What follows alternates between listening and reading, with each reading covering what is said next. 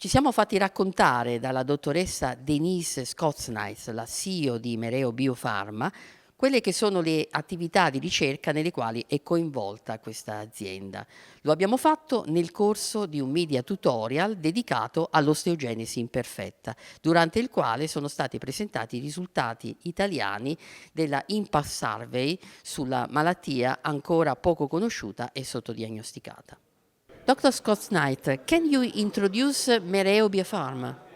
Yes, so we founded Mereo in 2015, and our mission is to deliver treatments for rare diseases. And what we do is we don't actually have in-house research. We source these potential products from big pharmaceutical companies.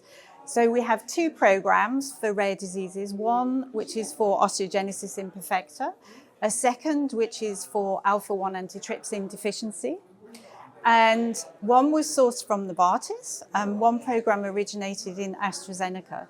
We're now listed on the NASDAQ exchange, and we're primarily based in London, but we also have employees in the US. And both programs are in late-stage clinical trials. When a company like Mereo is planning to bring a new therapy to a country, what are initiatives and projects you think are important to invest in? Yes.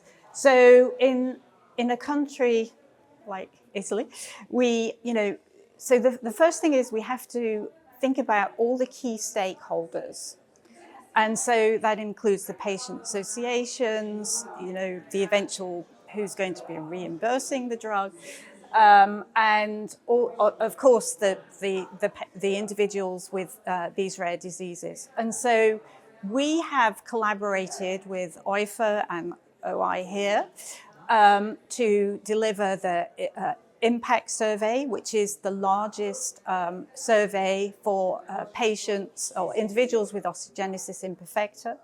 We're working here on the Saturn, which is for the real-world evidence that's going to support the therapy. And we have lots of other initiatives which we're just starting.